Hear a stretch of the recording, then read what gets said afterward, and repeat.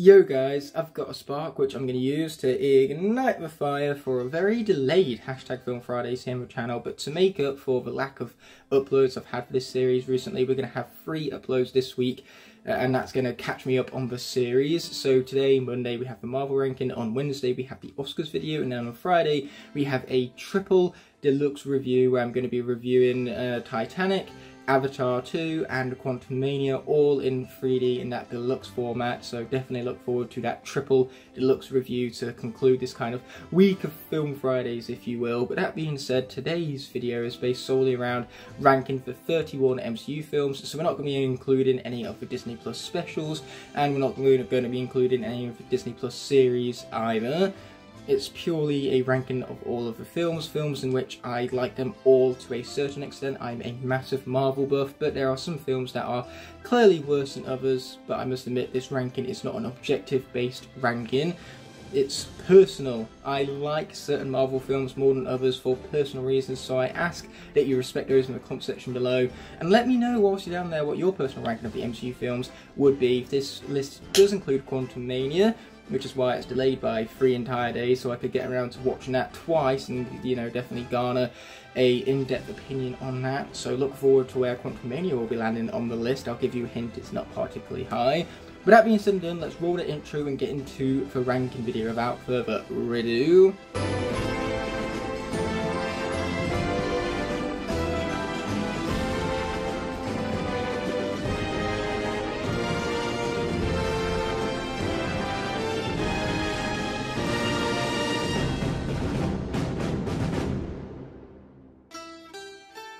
Kicking us off at the bottom slot, the worst MCU film in my personal opinion has to be Thor: The Dark World. The main sin behind this film is just how dull it is. The villain is completely forgettable. I believe Malekith is his name. I've probably got that wrong, and if I somehow haven't, then I must be a Marvel legend when it comes to the lore, because it's just not a very intimidating presence. Despite his attire and him literally being that of a dark elf, dark should be associated with intimidation, but instead, because this villain has barely any screen time and his personality is so boring and dull, instead what we're left with is a completely forgettable film. And it's not as though the villain is the only one who's boring and forgettable. Thor's personality is like a stale loaf of bread in this film, which is unfortunate because we have the God of Thunder here, who is the worst part of the entire film, mind you. Even the human characters have more comedic value, and speaking of the human characters, when they're not being funny, which is ever, they are being annoying, and they really bog down the pacing of this film. So its pacing is incredibly uneven, where we have really great large-scale action sequences that are Star Wars homages in their own right, that's juxtaposed by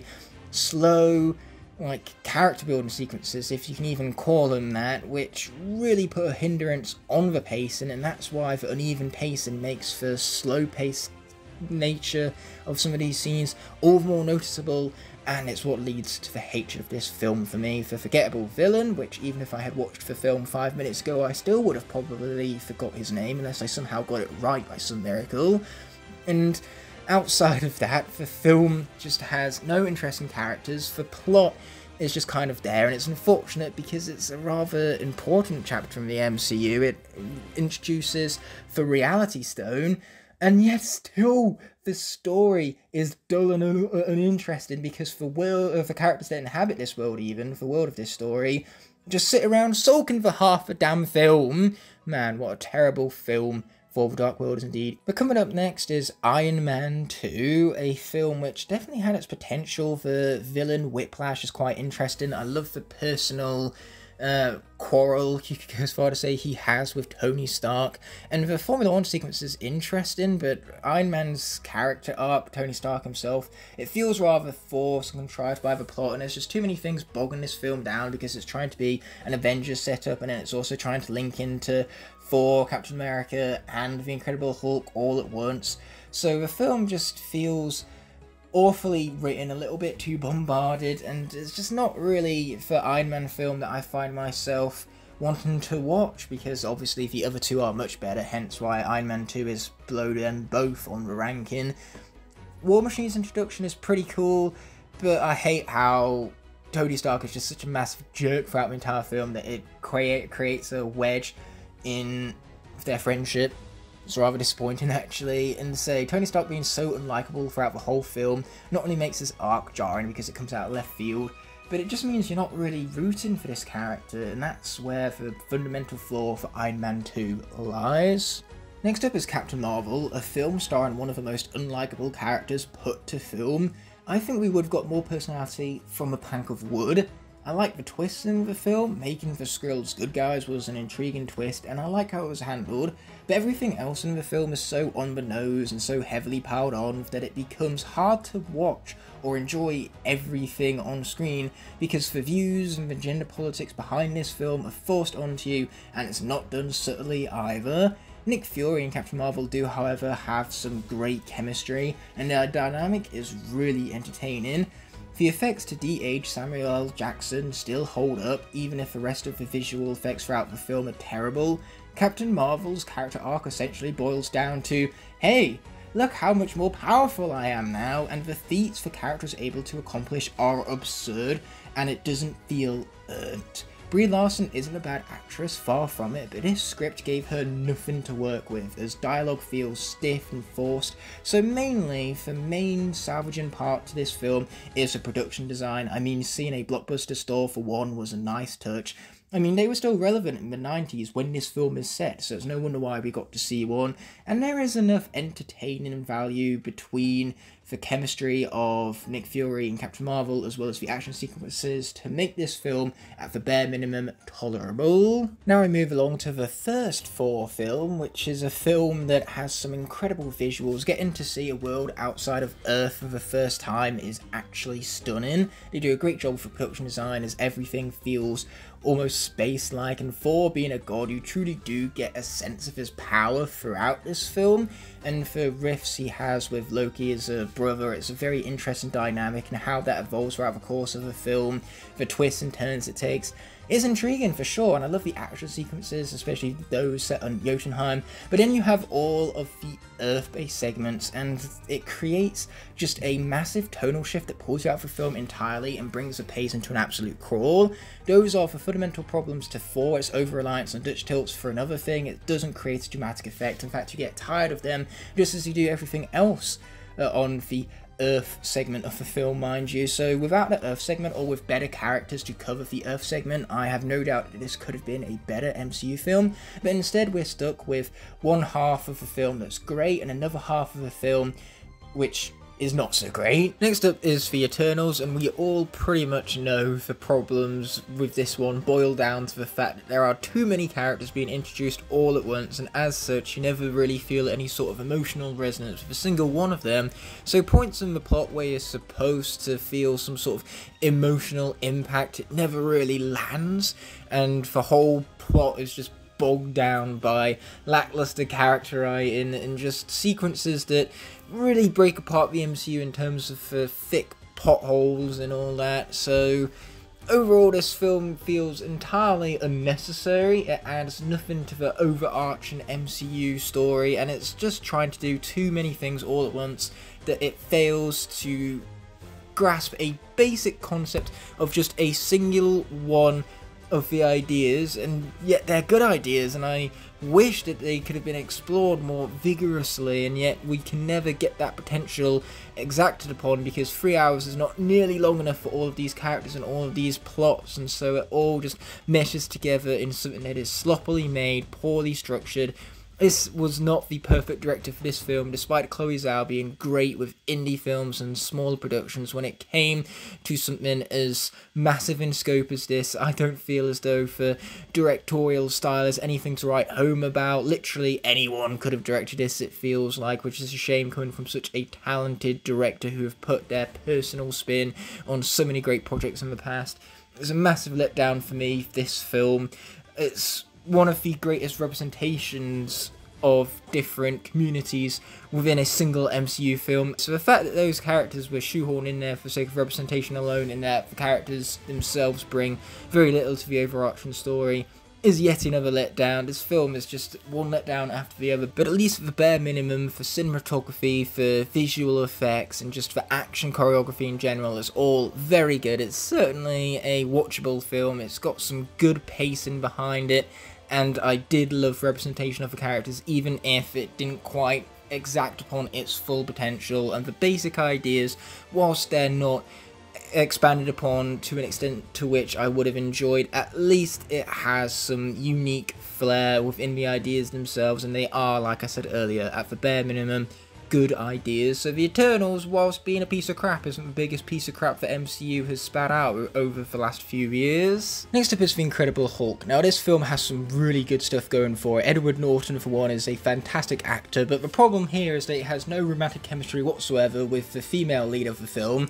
a character whom I can't even remember the name of. The MCU itself can't really remember her neither, because she hasn't been in a film since, and so this film naturally has a lot of ongoing plot lines which they're yet to address still, so the lingering cliffhangers for this film is quite annoying. It makes the film tonally feel like a black sheep to the rest of the MCU, which is a big problem. But what I love about this film are the large scale action sequences. You truly feel and see the large and destructive power of the Hulk.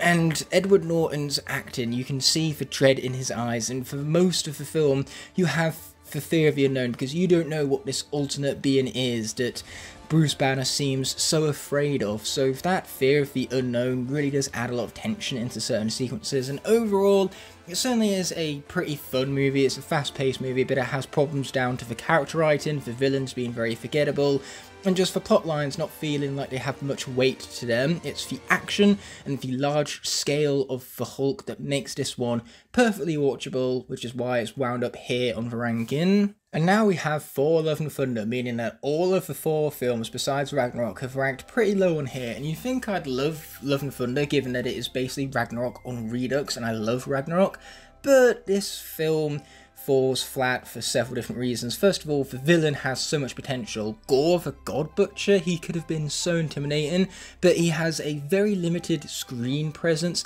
and despite being called the God Butcher, we don't actually see him butcher any gods, which is a huge problem for his intimidation factor. Christian Bale is wasted in this role because he could have brought so much to this character, and yet the writing just doesn't really do a good job with it. Plus it's really tonally juxtaposed, Gore, the villain himself, with the light-hearted, humorous nature of the film. It is ridiculous what Thor does in this film. He is basically a huge, stupid man-child, and that is not a personality to respect out of a god. At no point throughout the film does he actually feel like a god. You only get his sense of power, and there are just so many plot contrivances and things that you're left wondering, well, why didn't they just use this specific device for the rest of the MCU? Like, why, when Thanos wiped out half of the universe, did they not just go to the being that can grant any wish imaginable? So the very fact that the existence of these things kind of break the MCU, and it's the same problem that the Eternals has. And so this film, tonally, is all over the place. It's trying to do juxtapositions constantly, but it just feels jarring. It really does affect the pacing negatively. And the worst part is that the funny moments of the film, this is meant to be a comedy, and yet the comedy falls flat. It is not a funny film. The writing is stupid and really does feel like it was from a 4-year-old. So does Thor's costume design. So overall, this film just doesn't have a good production.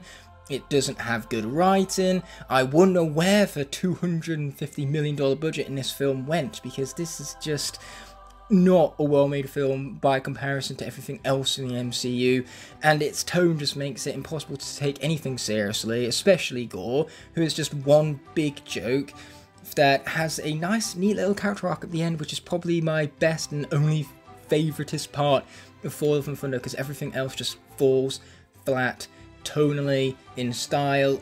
It's Ragnarok taken to the extremes of the comedic side of things, and so now it really does undersell the serious tones, and when you take nothing seriously, the conflict also falls flat, making Thor Love and Thunder one of the worst films of the MCU today, and it's just a huge misfire. Next up is Ant-Man and the Wasp. The inherent flaw of this one is the small scale. It's a really great break from the intensity and madness of Avengers Infinity War, but it means that by comparison to the rest of the MCU, it really does feel inconsequential. I do like Ghost's villain setup and her redemption arc throughout the film. That is a nice touch, but all of the other characters just feel one-dimensional, and their chemistry certainly is there. I do enjoy the actors' performances. Paul Rudd in particular adds a lot of comedic value to this film, and his character is easily the most fleshed out throughout the entirety of the film, mind you.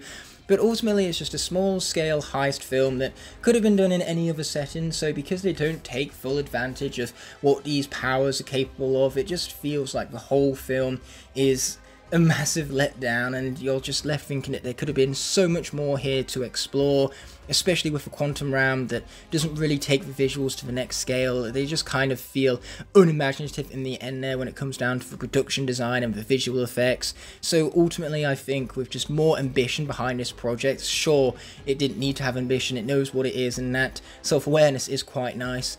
But when it's being compared to the grand scheme of the MCU, it does need to do a lot more in order to stand out, and instead it's just so forgettable that it deserves to be dropped down a few spots from ranking list for that alone, which is why it's here. Next up is Black Widow, a film where it gives us quantity over quality. We get lots of small little action sequences to where the action sequence at the end doesn't even feel like the grand final conclusive battle that it should, because the action sequences leading up to it were just far cooler, I would go as far to say. When Black Widow has her one-on-one against Taskmaster, the action doesn't really get any better than that. So rather than being increased in intimidation and things get more intense as we go along, the film just kind of takes breaks between action sequences to flesh out its characters, which it doesn't really do because they're the exact same character types as other characters we've seen in the MCU. They are just quippy, one-line spewing machines with very little chemistry. The actors are given a role, especially Florence Pugh, who has the best character in the entirety of this film. Yelena's depth is incredible, and her just reactions with the rest of her family, it's quite heartwarming really, the arc she goes through and the dynamics she has with the rest of her family, mind you.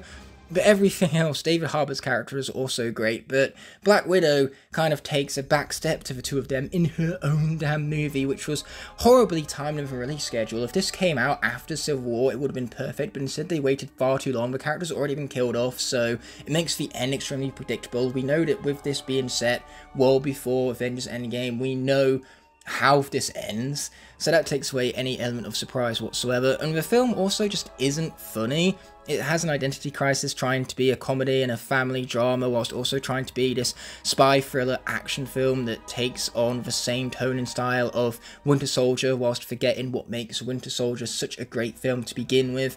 So Black Widow is just a film that I don't enjoy nearly as much as the rest of the MCU. It has identity problems, and the action sequences are just too there in quantity. What we needed were longer action sequences and fewer of them. Next up is Doctor Strange. What I don't like about this one is the unoriginality. It's basically Iron Man but with magic. Doctor Strange goes through the exact same arc as Tony Stark, but this one is a lot more uneven on the pacing. There are months that pass throughout the training montage of this film as Doctor Strange becomes more powerful over time, but it's not really expressed that way. They do a terrible job visually representing the passage of time. Instead they're too busy focusing on the visual growth of the character, so the kind of miscommunication there is a massive shame. It's a really great introduction to the world of magic within the MCU, and it does obviously establish key points of the MCU such as the Time Stone, so all of that is really nice to see and nice to nerd out about. But everything else about the film, it's just a film that relies so heavily on its visuals to distract you from the uninteresting plot and action sequences that are just glorified punches and kicks. So the action really does become far less interesting upon rewatch. I love the visuals of this film, and that's ultimately the only thing it has going for it. What we needed was a more unique character arc for Doctor Strange, as well as a more memorable villain for one. I was moaning about Malekith earlier. The villain for this is even worse on the forgettable scale. It's not even a personal threat to Doctor Strange, he's just kind of a character who's there doing evil things in bidding for another evil force, to which Dormammu is a far more impactful point to the plot and a far more memorable point to the plot. The fact that Doctor Strange outsmarts the most powerful being in the MCU is pretty cool, and it does give a nice conclusive manner to the end, even though it's very anticlimactic because Doctor Strange doesn't really fight back. That is the issue there. So this film overall is just a massive mixed bag for me. There's stuff I like, there's stuff I don't, which is why I think this is the perfect spot for it here on the ranking. But following up Doctor Strange is its sequel, which I like ever so slightly more. I especially like the conclusion with all of the little Raimi-isms, as we call it, because it is such a Sam Raimi ending, and I love the fact that this is also really pushing PG-13. This is very much a kind of family-friendly horror movie in a way, so the visual effects and the production design here is very, very good. I massively respect that they were able to shoot this during COVID of all time, so the ambition is certainly there. These filmmakers are passionate about this world, and I love the fact that Wanda is a villain, because we already have all of this depth behind her character, and we truly understand why she's doing what she's doing. It's what makes her such a compelling villain, plus she's intimidating because we know how powerful she is. She just obliterates everything in sight, and it's so damn fun to watch. You're fearful of this villain, and you're even more fearful and upset about how she needs redemption. She needs to snap out of this, because this is a good guy here. We're rooting for her to get that redemption, and in the end, when she gets to see herself as a monster and ultimately redeem herself, it is the most satisfying villain arc throughout the whole of the MCU. So Wanda is the best part of this film. Funny enough, despite its name, The Multiverse of Madness, you don't really get much multiversal travel, and you don't really get much madness, so it fails to live up, it fails to live up to its purpose, I should say. My apologies for stuttering whilst attempting to say that, mind you. And it makes the entire middle of the film very anticlimactic, and it brings the pace into an absolute crawl, needless to say. And it's a shame, because there's some really cool stuff in the middle, especially for stuff with the Illuminati. It reinforces Wanda's power scales, and it reminds you why you should be fearful of this character, but it just feels so tonally juxtaposed with the rest of the film. It feels completely out of left field, and that's where the pacing issues come in. The beginning of the film is great. It's a very traditional hero setup. There's just a monster that's ravaging the streets of New York, and Doctor Strange just kind of steps in to save the day. I like that traditional style to it. And so this film ultimately has a really good beginning, a really good ending, but the middle part just don't live up to what you expect out of this film, making it disappointing, making it forgettable. And really, I wish all the other characters were as good as Wanda was, because she is the saving grace of this film, and it's the main reason why it's better than its predecessor. But now it's time for Ant-Man and the Wasp: Quantumania, for MCU's second film on Rotten Tomatoes to have a rotten score. But this is proof as to why the Rotten Tomato meter doesn't always measure which films are better or worse than others, because whilst I remain overall mixed on this film, I still think it is to no degree a rotten film. Firstly, the visuals are incredible and really draw you into the quantum realm with the creativity and production design. It's all very well made, kind of what you expect from the MCU, but for audio, it's some of the worst I've heard within the MCU. The music can barely be heard, even in scenes with no dialogue, and the music itself is very forgettable. It adds nothing to the atmosphere or tension of the sequences, and most MCU main themes are pretty memorable, but I cannot, for the life of me, remember what the main theme of this film sounds like. The film structure is also questionable. The first act is very dull, and it really hinders the pacing. It also doesn't help that exposition is thick and long, making the pacing inconsistent and messy. Tonally, this doesn't even feel like an Ant-Man movie, except for the opening and closing monologues, which feel out of place with the rest of the film, because this is a more serious and darker tone than the previous light-hearted, small-scale Ant-Man movies. But now this is a very large-scale Ant-Man film, which creates huge implications moving forward within the MCU, and that is probably my favourite part of this film in its entirety, you could go as far to say, because the representation of Kang is much cooler than it was in Loki. Jonathan Majors is charismatic and intimidating. His performance establishes Kang as a massive threat and has us all questioning how Ant-Man will win. Obviously, this leads to a ton of plot conveniences, making the victory over Kang feel unearned. The climax certainly is exciting, but it uses the cliches of a huge army coming in at the last minute to save the day during a losing and desperate battle. This happens not even once, but twice. At least the films aware that Kang is beaten a little too easily, so it becomes quite on the nose about how this threat will return and he'll be more powerful for next time. So the conclusion to this movie isn't really a conclusion at all, instead it's a setup. Without resolution, it adds to the poor structure of the story. At least the writing for the dialogue is much better than the cringe fest found in other MCU projects as of late. Paul Rudd as Scott Lang is always a win. In fact, I like the actors and their chemistry here is another one of the highlights to the film, with the exception of Michael Douglas, whose character Hank Pym has taken a full 180. I like the actor, he's very good in the role, but ultimately the script didn't really give him much because here, he's a lot more calm and forgiving, which feels completely unlike his character in the previous two films. Plus, he doesn't really go through a character arc in this film. He's the same at the end as he was in the beginning, and he's just here out of necessity.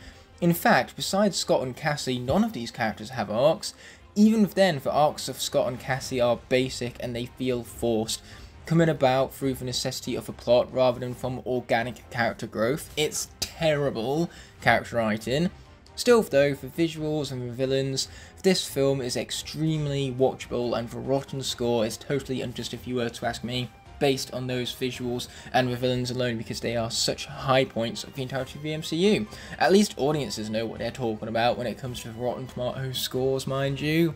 Next up is Captain America: The First Avenger. I like the time frame in which this film takes place. It's very unique given that it's effectively a war film within the MCU. It's a really great way to actually start binging through the MCU should you go in chronological order. It's also a rather tragic ending because when you take away all of the modern day stuff, Captain America dies at the end, which is effectively a very emotionally poignant moment. But even though he does wake up 70 years later, the life he lived is now gone, which sets up perfectly for the development of his character arc. So it's just a really great origin story for this character who is selfless, who is the American patriot. He doesn't like bullies, and that is just a really good justification. He is, as Stanley Tucci's character says in the film, "Stay who you are. Not a perfect soldier, but a good man." But enough of that edit. I also love the action in this film. Of the first phase, it has some of the best action, some of the best production design. The villain is rather forgettable, however, but it is nice to see his surprise return in Infinity War. But I'm getting ahead of myself right now. This is just a really satisfying film to watch for entertainment sakes, as well as just really buy into this war aesthetic in this just selfless soldier character who is really compelling in the role, and Chris Evans absolutely nails the acting job, by the way. So it's very much a film that I'm fond of, and it's definitely some of the best to come out of Phase 1 when the MCU was still experimenting and trying to find its footing and know what it was trying to be. Next up is Spider-Man: Far From Home. This is easily the most relatable MCU film to me personally, because Peter Parker, he's a teenager, he's going through teenage hormonal phases, and I have been there. I have liked girls similar to how Peter liked MJ throughout the course of this film, so it's actually just a film that personally resonates with me, as it's more so a film about Peter trying to connect with this girl than it is a superhero epic. But when we do get the superhero stuff, it's just such a great personal film, because the director for these films are really good at finding the humanity within these characters, and Peter Parker's character is no different. It's a really layered performance from Tom Holland, and for Spider-Man, action itself is also spectacular with some great choreography, some great visual effects. So if this film is relatable to me, and I like almost everything else about it, where do the flaws come in? Well, the twist with Mysterio could have been seen a mile out, but I still like this villain. His dynamic with Peter Parker is really nice to see. I love the action sequences too, as I've said already, I'm pretty sure. But this is just a film to where, once again, you compare it to the rest of the MCU and it just feels too small scale, too personal. And ultimately, the structure is very uneven. The pacing constantly fluctuates based on the location you're at. You can never really truly invest into the current location, so that does really harm your immersion in the film. It's constantly broken. You're reminded that you're watching a film constantly. Then again, the MCU isn't really known for its realism. It's not trying to kind of replicate our world in a way, and this film makes that abundantly clear. Also, a lot of the plot contrivances, a lot of the conflict, it feels very forced. It's all just purely coincidental, so it's not naturally or organically woven in, and that's where the problems for the film lie, just the unnatural flow of the story, you could say, and that's where the pacing issues arise, and it's just a film, when compared to the rest of the MCU, that is not as strong. Next up is Iron Man 3, which definitely has its division within the fan base. Those who love the comic book origins of villains like the Mandarin obviously aren't fond of the film's twist, but personally I quite like how it's handled. The structure, the twists, it all kind of takes you by surprise, and it really does add to the plot here because it's trying to be its own thing. Not everything needs to be comic book accurate, and for me, who cares less about comic book accuracy and more about the individual quality of the film, this film really does nail it for the unique style and tone. The action is great, but the main unfortunate part behind it is how little Tony Stark is actually Iron Man in this film. Most of the time he only has part of the suit on, or he's jumping between suits, and it's just a really weird film in terms of its structure, constantly jumping from locations and making its pacing particularly uneven. One moment it will be the genre of Tony Stark bonding with this kid, and it's, you know, kind of comedic value to it, but then the next it will be this action espionage like spy thriller. So just the constant shifts make the pacing for this film awful as well, and the character arcs here are minimal. They're not nearly as complex and as compelling as previous Iron Man films, but I do love how it ties back to the Avengers with Iron Man's PTSD. It's just generally a very well-handled film. Shane Black's direction can be seen throughout. It's not like anybody else could have directed this film, really. The action in particular is stellar. I just really wish we got more of Tony Stark being inside of the Iron Man suit. I do wish the film had a slightly better structure. For comic book inaccuracies, I don't care about, because the twist takes you by surprise and makes the film all the more memorable for it. And when it comes down to it, Iron Man 3, once again, is just a film not as good as what the rest of the MCU has to offer, but boy did it make a boatload of money at the box office. Next up is Avengers Age of Ultron. I still have my debate with Nolan up on the channel about this, so you can see that in one of the iCards above you in the top right hand corner of the screen, but enough about self-promoting that video. To quickly summarise it up, Avengers Age of Ultron for me is the weakest of the Avengers films, mainly because a lot of these characters feel unnecessary. Their dynamics don't really land with me. They're too busy pairing off characters, so you constantly have Captain America and Black Widow and Hawkeye as one little pair, and Iron Man and Bruce Banner as another little pair. So naturally, the full team dynamic doesn't really culminate into anything special. The whole idea of the first Avengers movie was that this was this team forming for the first time, and yet here they are feeling broken once more. The action sequences are incredible, but once again, they're a bit too high in quantity and a bit too short. I would have preferred longer, more quality-orientated action sequences that took more advantage of these characters' powers, and more importantly, the combination of their powers. We do see Captain America and Thor teaming up at some point, but I would have liked to have seen more of that. And for characters here, they don't have their own individual arcs. It's too busy being large in scale, bringing Ultron into this world, who isn't really that intimidating a force. He's too busy cracking one-liners to actually feel intimidating at any point throughout the film. He is so nerfed in comparison to his comic book counterpart that it becomes really disappointing for big fans of the character from comic books like myself. Here he's no longer as cold and calculating. His personality isn't robotic, and it should be, given that he is an AI and a robot and all that. And just everything else about the film just doesn't feel all too fleshed out, because it's trying to do too much all at once, so it can only tackle basic things, basic ideas, in order to ram everything in there that needs to be in there and create this complete package. Plus the editing is an absolute mess in this film. You just have these random cuts to action that make no sense. They constantly break continuity rules and pull you out of the film entirely. The dialogue is awful. Again, it goes back to those one-liners that Ultron is constantly spewing to really harm his intimidation factor. So when it comes to this Avengers film compared to other Avengers films, it just doesn't have the same charm and fun of those movies, which is why it's landed here on the ranking list. Next up is Shang-Chi and Legend of the Ten Rings. This is a film that was practically made for me, because I was pretty much raised from Jackie Chan, Jean-Claude Van Damme, martial arts films. I love this kind of style of filmmaking with the reliance on hand-to-hand action sequences that are all martial arts, you know, flips, kicks and all that, and this film definitely has those elements to it. and I love seeing those, but ultimately a lot of the action sequences are a little bit too short. I would have preferred longer, more glorified ones.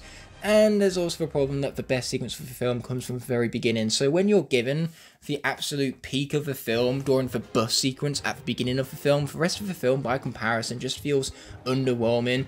And the whole finale is just a CGI fuckfest, as you could go as far to say. There isn't really too much interesting going on screen because it feels so fake from just the over-reliance of CGI bombardment, and it doesn't feel like it should take place in this film. This feels like it should be a more like small-scale, quiet martial arts film, and instead we get giant dragons flying around in the end, which is certainly cool, don't get me wrong. I love a Chinese dragon as much as the next guy, so it's definitely a flashy and visually pleasing finale. It's just one that doesn't feel like it fits in with the rest of this movie. For side characters, it's nice how this ties back to Iron Man 3 and the Mandarin legend, but a lot of the side characters are annoying and in there for the sake of completing this wider MCU story and acting as comic relief in a film where you don't really need the comedy, so the juxtaposition in the tone there doesn't really work for me. The comedy falls flat, but I still love those action sequences. Shang-Chi is actually a surprisingly layered character with depth, and you come to understand his decisions, you could go as far to say, and you sympathise with him quite easily because the personal conflict with him in the film is always immersive. You are growing to be intimidated by this villain because even him being Shang-Chi's father, not only is the conflict personal, but you don't know what he'll do. He's not all too predictable, and he has an army by his side. This is 10 rings we're talking about here. And it also makes Iron Man 3 a better film, knowing that the true Mandarin isn't what that twist turned out to be. So it's great for those comic book fans who wound up annoyed by Iron Man 3 to finally get those ties fixed up. And Shang-Chi and the Legend of the Ten Rings is just a film to where if we had more sequences like that bus sequence, it could have easily been within the top 10 of this ranking list, but instead the rest of the film becomes forgettable after that initial bus sequence because things are literally just downhill from there. Next up is Black Panther: Wakanda Forever. The film within the MCU easily dealt the hardest hand to work with, so it's a miracle the film turned out as good as it did. They were ready to shoot, and then the sudden and tragic passing of Chadwick Boseman led to the need for rewrites of the script. The villain this time around isn't as impactful as Killmonger since he doesn't command the same presence, and this threat isn't as personal to Shuri as Killmonger was for T'Challa, at least not throughout the entirety of the film, especially since Namor and Shuri don't have any sort of past that are interconnected. The only way that Shuri is having to deal with the mistakes of her past generation is how Namor is only after Wakanda since T'Challa inadvertently exposes people to the threats of the surface when he revealed about Vibranium's uses to the world. But we don't really see T'Challa's actions here as a problem or a flaw, so if this aspect doesn't work nearly as well as it did for Killmonger, though I love the wonder and the visuals for everything within Namor's underwater nation, these sequences are visually stunning and you quickly learn about Namor's world and why he must protect it, making him still a decent villain and certainly a massive threat to Wakanda because he has those intimidation factors behind him.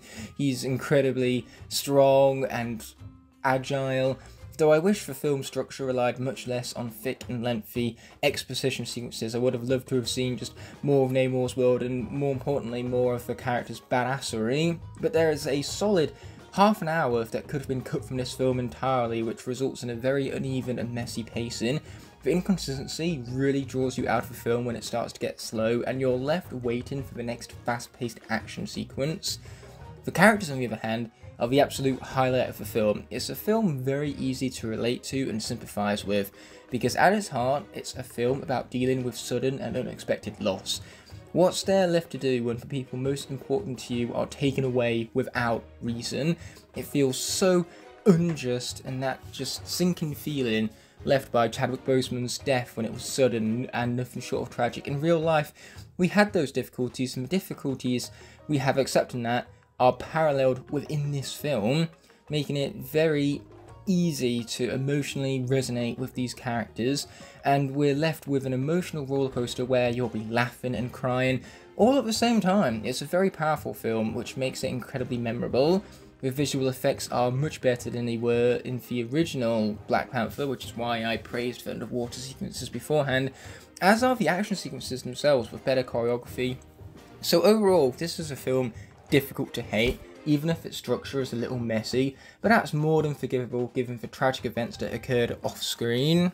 Next up is Guardians of the Galaxy Volume 2, a film which I really wish performed better on this ranking list because I love the first Guardians so much, but this sequel is just so mean-spirited and all the characters are so bitter and harsh to one another that ultimately it's not as fun as the first film. Like, sure, if they were mean-spirited there, but at least then they had some sort of redemption behind them, and for redemption here are all of the character arcs. There are some really emotionally poignant moments within this film, and the action is also spectacular. The soundtrack you can't go wrong with. It really does pull you into the film and give it just a really nice pace into it. This film is well over 2 hours long, but you do not feel it. And at the end of the day, like, the dialogue is very on the nose and cringy at moments. It just tells you explicitly what's going on. It's tell rather than show, which is never what a film should be. This is a visual medium. They should take more advantage of the visuals. For the villain is really cool. I love it when there are really personal tetherings to the villains, and this is a very personal villain for Star-Lord, but then the rest of the Guardians just feel like they're kind of there. In fact, they split up the Guardians very early on in the film, which means that we're losing even more potential for their dynamic, what the first film is so remembered for, and that's another flaw for the film in it of itself. And Baby Groot for comedy is far too reliant on him, though it does work. It is the best MCU opening. Having Baby Groot dance for 5 minutes straight, it is glorious, and there's a story behind that, personal story, where one of my friends was watching this film, but it was meant to be subtitled and they forgot to put on the subtitles, so after the Baby Groot dance sequence they had to start the film all over again with the subtitles on, which means that they got to see that twice, which is just an absolute blessing. But like Shang-Chi and Legend of the Ten Rings, when the best sequence of the film is at the very beginning, it makes the rest of the film just feel kind of awful by comparison. You know, there's only things to go down from there in terms of quality, and that is a massive disappointment in and of itself. Next up is Spider-Man Homecoming, which has a very personal villain, but that's not actually twisted and revealed until the very end of the film. Vulture being the father of the girl that Peter fancies, which again is a very personal element that adds a lot of human characteristics to Spider-Man. He truly feels human. He feels as though he's not just Spider-Man, he's Peter Parker also, and it just really gives me a personal manner in which I can connect to this film and immerse myself inside of it. The Spider-Man action sequences are pretty cool, and Vulture is just generally a really well-rounded villain with depth and layers to him. He's just trying to provide for his family whilst doing evil things, being screwed over by a system which isn't entirely fair, so you definitely understand why he's doing what he's doing, and that's some fantastic villain writing. But like I said earlier, it's a personal villain, and the twist at the end that he was the father the entire time, and then Peter Parker is left having to either choose to be selfish or put his responsibilities above all else. That inner conflict and Spider-Man's actions in the end is what speaks volumes to his character, and it brings such a conclusive and satisfying manner to his character arc. Even in the end, he's still trying to save Vulture, and it's just such excellent character work. You really are gripped from this film from beginning to end. It's nice that they don't go over the same Spider-Man origin story beats that we've seen done time and time again. Not seeing Uncle Ben's death is very refreshing. We can just get straight into the story and be given this unique Spider-Man story within a grander MCU. We get those references like Bruce Banner being put up on the wall amongst scientists, actually having Tony Stark inside of the film, and he saves Peter a couple of times. So it's just a really well made film. I thoroughly enjoy it. It's one of the best Spider-Man films out there, as a matter of fact, and that is why it deserves this spot here on the ranking. Next up is Thor Ragnarok. Now this film is hilarious. I think it's even more so than Thor Love and Thunder, making it the funniest MCU film by miles in my personal opinion, and the main problem with that is how this tone really does undercut a bunch of the dramatic beats of the film. It's hard to take hella seriously when we're too busy telling jokes in every other frame, but these jokes actually land and they don't absolutely botch Thor's character. Instead, he's now became a lot more fun, so we no longer have that stale loaf of bread we saw from for Dark World. So it just does a really good job rehauling Thor's character, making him more likable, more immersive, and the pacing here is incredibly quick. I love the production design, especially from the planet of Sakaar, including the Planet Hulk storyline into it, and it feels, you know, like a natural place for the story to go as well. It's not just thrown in there for the sake of it. Taika Waititi just did a great job with the visuals here. The planet of Sakaar is very distinctive, and it just, everything feels uniform, which is why the production design is so clean, quote unquote, as I put it. And Thor Ragnarok has some great action sequences. Like I say, it's just a shame that a lot of the intimidation of Hela is lost based on the undercutting tone of the film, and you can't even be left to take character deaths seriously, so there is no emotional beats behind the film.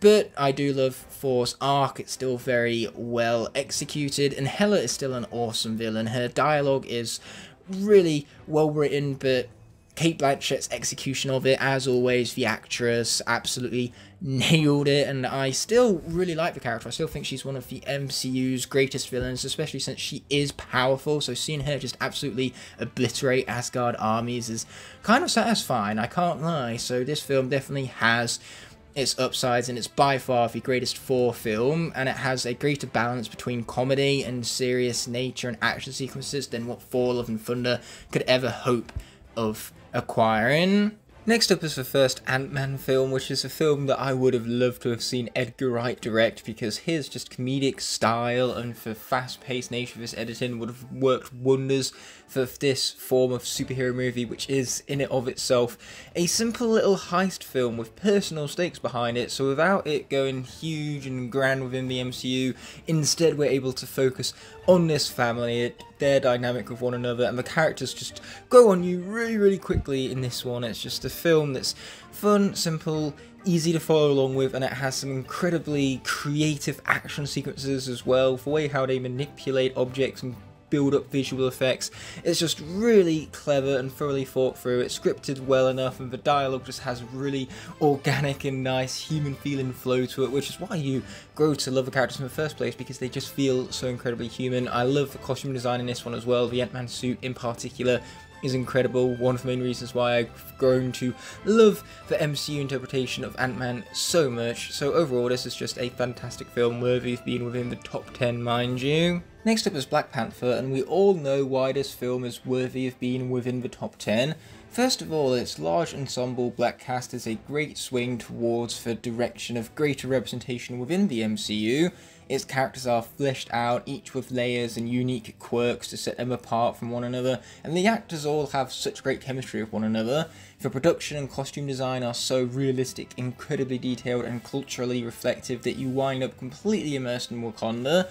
The score adds a lot to the atmosphere and feel of the film. You truly get more from this African setting because of the traditionality behind such a score, and it always gets you excited and on edge. The problems with this film are the fact that the pacing is incredibly uneven. We're constantly jumping from locations, making it hard to immerse yourself entirely in just one, and then there's also the awful unfinished PS2 cutscene CGI. But the crappy visual effects don't subtract from the excellent production design, with sets that feel as though they came straight from the fictional African country of Wakanda. I love the colour palette as well. You combine that colour palette with the music and the setting, and you have a world which truly feels lived in, that draws you in and never loses your attention, so long as you're not hopping around to and from Wakanda over and over again, that is.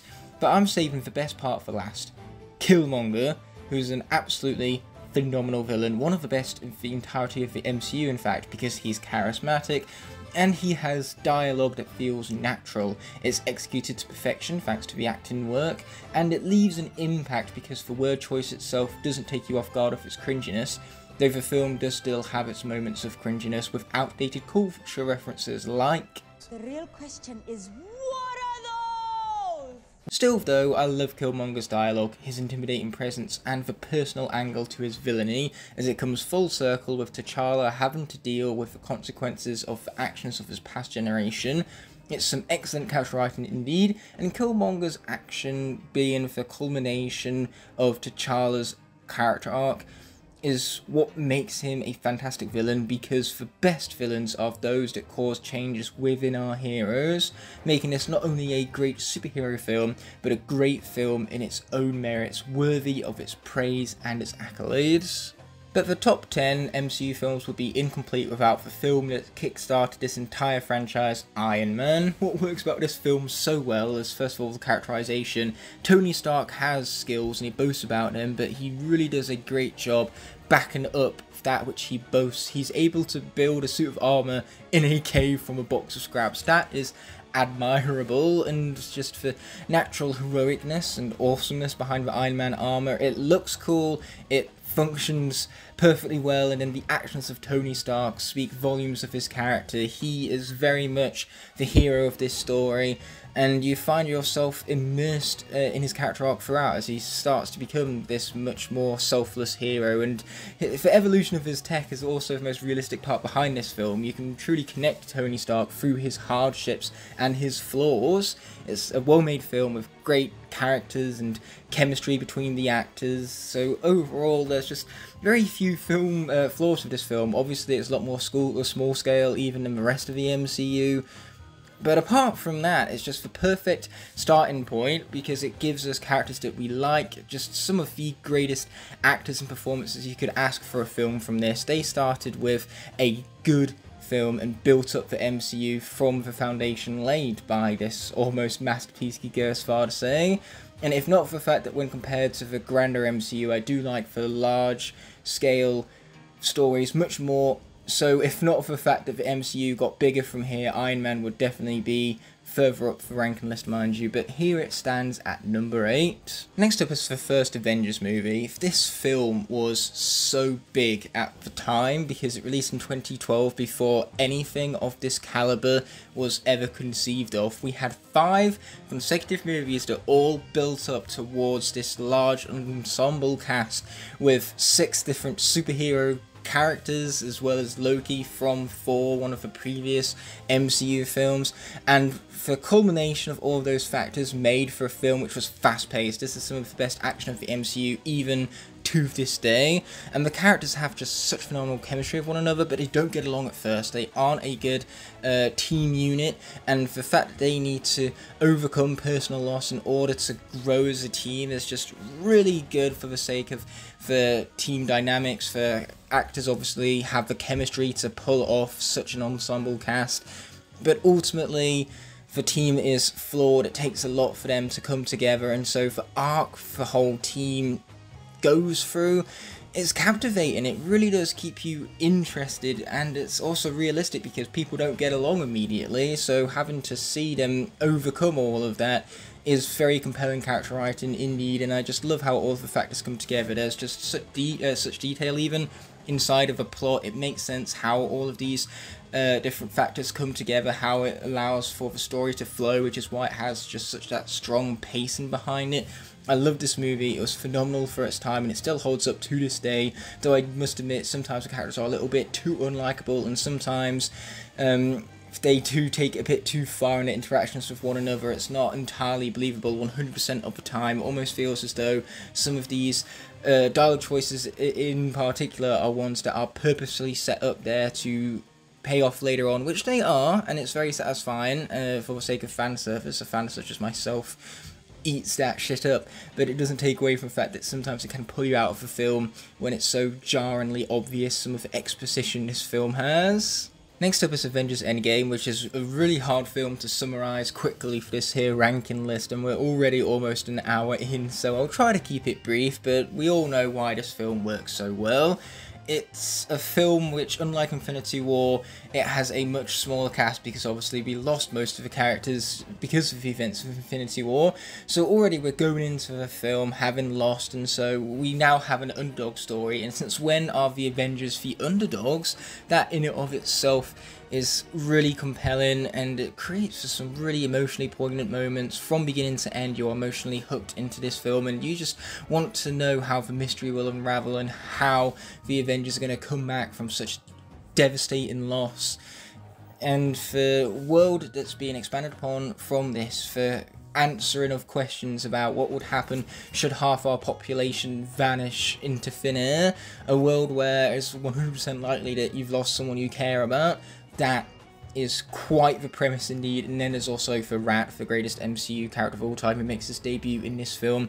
And you know what, they never bothered bringing him back. They just knew Rat would be too powerful moving forward, so he would just break all continuity altogether. But that being said, finally the Ant-Man plotlines are coming in clutch and of great importance for a film such as this one, where time traveling is executed in a really unique manner, rather than just being regular, straightforward time travel that we've seen done time and time again. They changed up the rules for this a little bit, and it's really interesting, the science behind this film, and it creates for such great character moments, because obviously our characters fail from time to time, especially for science portions of the film. So seeing how other characters deal with the scientific aspects and how other characters are confused by it, it just creates for such a nice team dynamic.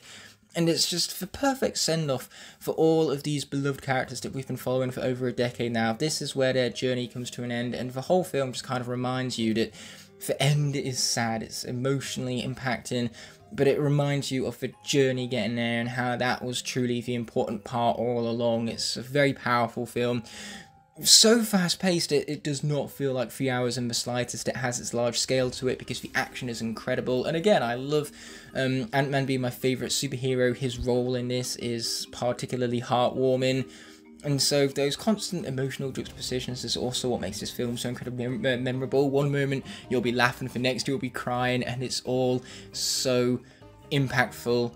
And that's really what makes Avengers Endgame such a fantastic film that the MCU has really struggled following up after something just so grand and large in scale. How do you follow that up is a question. Well, so far in the MCU they've not been doing a great job.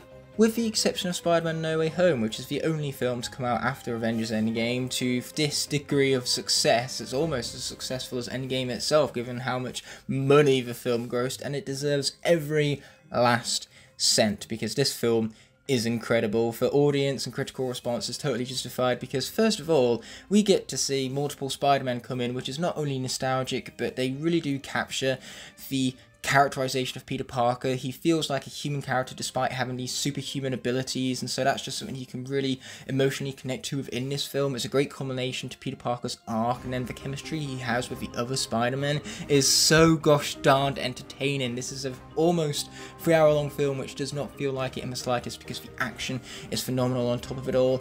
But every action, every consequence leads to Peter Parker's arc being fulfilled upon, and it's just such an emotional payoff behind this character. It's a Spider-Man film through and through, even if it does have other elements, including Doctor Strange being thrown in there for the sake of setting up Doctor Strange 2, which was not nearly as good by comparison. But this film just has so much heart behind it, and it has surprises, which obviously going into the film most people knew about the other Spider-Man being in it, but what we didn't know was how much of the film they were going to be in. And the most pleasant surprise of it all is the fact that these characters have a solid 40 minutes of screen time, which is amazing. I thought they was only going to appear last minute in the final battle for a couple of seconds, but we got so much more than that, which is where the chemistry of the Spider-Man came in. And Spider-Man No Way Home is just a fantastic film. I wish the rest of Phase 4 of the MCU went as smoothly as this film did. Next up is Captain America Civil War, which is a film under 3 hours long, but it has all of the substance that a 4 hour film needs, and yet they're able to keep it so concise and satisfy a wide audience. This probably has the most broad appeal of any MCU film, because it's very rare to come across someone who doesn't like Captain America Civil War. First of all, when the Avengers are split, it seems natural. It's not forced in any way whatsoever, because every Avenger has their reason for being whatever side of the conflict they fall upon. And the conflict there, what's so great about it is that these are still Avengers, they're still friends, they're not exactly trying to kill each other, not until the very end, which is the emotional climax of the film. And you feel so heartbroken for these characters being divided this way. They're best friends, Captain America and Iron Man, but they're divided by something nothing short of tragic, and it's so compelling, this conflict. It's so personal as well, and very well written. I must admit, a lot of the plots are a bit contrived. There's a little too much conveniences thrown in there for Zemo's plan to fall upon, But the fact he outsmarts the Avengers every step of the way is what makes him one of the most menacing villains of the entirety of the MCU. He's not physically strong. He knows that that self-awareness there is part of the charm behind his character because he has his own charisma to call his own. The action here is fantastic, especially the airport sequence, because sure, the Avengers aren't trying to kill each other, but watching them fight each other to a certain degree is still fun. Constantly they're saving one another as well, especially when Vision saves Black Panther from a flying bus, for example, and this is the grand reveal of Giant Man, as well as the first time we see Black Panther and Spider-Man. Again, this film is able to balance just so many different elements and create for just an overall well-rounded package that keeps you immersed from beginning to end, and never is it ever confusing, never are you left questioning character choices, because it's all just so well justified and written to create for a film that's directed with passion and style. The Russo brothers really knew what they were doing with this large ensemble cast, because they also have great chemistry with one another and they are directed with purpose. There isn't a single scene here that feels out of place, and it's just a film which sticks with you because, again, it has those juxtaposed emotional roller coasters where one minute you'll be laughing and then the next you'll be crying. It's a truly brilliant film.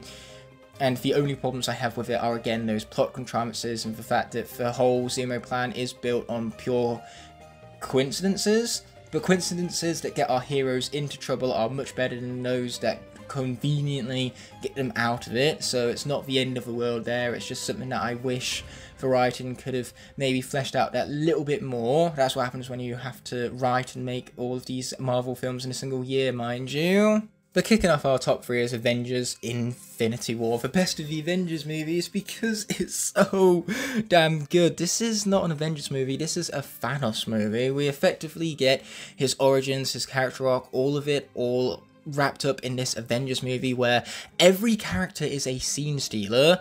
So that makes every scene memorable because the characters just have such great chemistry with one another, and the way how they paired them off, Iron Man and Doctor Strange are the perfect pairing because either character is so stubborn and arrogant, either character thinks that they are the best chance at saving the universe, and so because of that clash, it's just such a fun dynamic to watch. And then there's the other pairs. I must admit the Earth sequence when compared to the others is not nearly as good, but they have color coding to actually help you distinguish between different locations. So Nidavellir is dark blue, Wakanda is green, and Titan is orange, so you can always keep up with the action very easily because there's never more than 3 plot lines running at once. The depth and the layers of these characters are also phenomenal, and how Thanos interacts with them is really clever, and again adds to the dynamic. Thanos is intimidating, but you understand his motivation. In fact, if anything, you think he's right, you just don't necessarily agree with his methods of getting there, because Thanos just truly believes that what he's doing is right and that he's the only person capable of doing it. That is compelling villain writing right there, because Thanos is still a villain through and through, and yet they write him so well that you almost feel as though he's right. He almost manipulates you as the audience into thinking in the same mannerisms as him. That's the charisma of Josh Brolin for you. Let's say I just love how they pair off these characters. Star-Lord, Iron Man, and Doctor Strange also butt heads at points. I just kind of wish that the Earth sequence could have stood on its own 2 feet, because when you compare it to the grand character arcs being culminated within Thor's team, because at the end of the day, like, Groot as a teenager is finally making sacrifices and setting aside his selfishness to help Thor and Rocket craft this weapon that comes in Wakanda at the last minute. Yes, it's convenient, yes, it feels awfully contrived, but boy is it so exciting to hear that score change and just watch as this huge CGI army gets massacred by Thor's weapon, mind you. So yes, the Earth sequence is definitely a lot more simple than the rest of the film. The characters are kind of just there out of necessity, and it doesn't add to the overarching story to the same degree as Thor's plotline or Iron Man's plotline, because they are so more direct with what is going on with Thanos. But still, it's a film to where all of the pieces come together very neatly. It's well written, it's fast paced, and it's just a film that I enjoy every single time I watch it. The penultimate film in the ranking is Captain America the Winter Soldier, as this film is incredible. The cinematography and choreography of the action is quite the spectacle to behold. You can have flashy visual effects all you like, but the brutal hand-to-hand action in this film is so incredibly fast-paced because of its raw entertainment value that it makes the film hard to look away from. Your eyes are truly glued to the screen as every scene advances the mystery behind this plot, and it's so fun to speculate as things within the plot begin to escalate. The film still has massive stakes, and the reveal that Hydra has grown within S.H.I.E.L.D. and that this force is corrupt from the roots onward adds to the intensity, and the music suits the tone and intensity of sequences as well to make them all the more thrilling. I love how the Russo brothers both direct action and characters, as the villains are obviously intimidating and well written. The Winter Soldier, for one, is dark and intimidating based on his appearance and his strength. The cinematography also plays its trick to add the mystery behind his character. Even Nick Fury's triumphant moment is cut short, not by the dozens of people after him as he manages to escape from them, but instead it's by one man his undoing, and that man is the Winter Soldier. The lighting in the sequences he's involved adds to the menacing appearance, so his actions build him up to be a force to be reckoned with. And when it gets personal, the twist that this Winter Soldier is Bucky, Captain America's childhood best friend, it really takes you off guard, this twist, just as it does Captain America. So through the very twist we're talking about here, you understand Captain America's motivation and how he must overcome this major personal obstacle in order to fulfill upon his duty and save the world. No pressure right there. It's all brilliant character writing, and this is the film which made Black Widow and Captain America even cooler characters than they were before. Their chemistry is on point, their action is on point, and the two of them have to go against the masses at S.H.I.E.L.D., which makes for a compelling underdog story. I just love how the film escalates, and the rate in which it gets crazier and crazier serves the plot and the pacing very well. Then the hand-to-hand action is extremely well directed, so the film is the entire package where you have intense and personal stakes for Captain America, which help him grow as a character, as well as a large-scale plot with massive implications for the future of the MCU, as this film is quintessentially the death of S.H.I.E.L.D. So how can someone like me, who has a personal love for these exact plot points and ideas within films, find myself with anything less than absolute chills when watching this movie? Well, that question right there was rhetorical, because obviously I love this film. It speaks to me personally, and every single time I rewatch it I just have the biggest smirk on my face at just all of the incredible action sequences and just how this film evolves upon the characters of Captain America and how it builds further from the foundation that MCU has been lying from these past two phases. But my number one choice for the ranking is even more personal than that of Captain America the Winter Soldier, because the first Guardians of the Galaxy film was the first MCU film I saw in a theatre, and boy am I glad I waited until this film to watch one of these in a theatre, because this one has some of the best visual effects of the entirety of the MCU. It's set purely in space, so we no longer need to worry about those realistic visual effects. Instead we have alien species, and you're just taken to a world beyond our own, which is really captivating. The sound and the widescreen within the theatre really added to the experience of this film, but it's just a great film in general.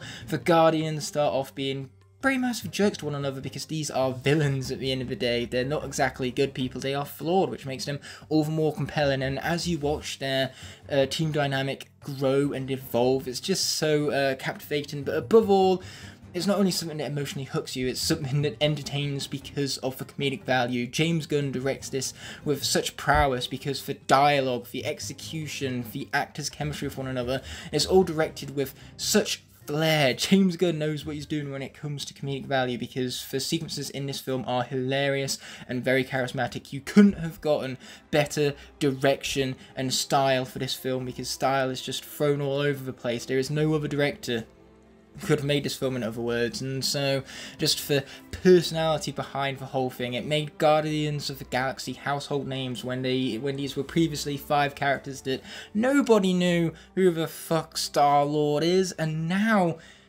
they are massive MCU favourites thanks to just the impact this film had on a visual scale. As I said earlier, for cinematography, for visual effects, they are incredible. They really draw you into this world. But this is just a film with such charming characters, and you love to see their team dynamic grow. It culminates in a very satisfying third act that has its emotional poignancies because you wind up crying over a freaking tree. How many films do you cry at the death of a tree? This film is just so powerful and entertaining. How could I not put it at number 1? And here I am over an hour later, having ranked all 31 MCU films. You can tell from my passion that I still love all of these films to a certain extent, but Guardians of the Galaxy just has to take the cake for me because it's just such a fun film, and I have that personal connection to it, that with it being the first one of these films I actually experienced in the theatre. But enough of my blabbering, it's time to conclude today's hashtag Film Fridays without further ado.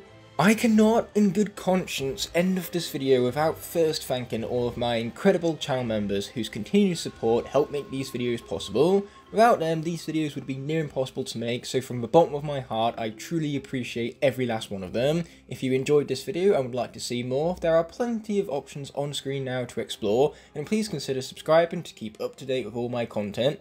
On that note, this video is coming to an end, so thank you so much as always for watching. Until the next video arises, peace!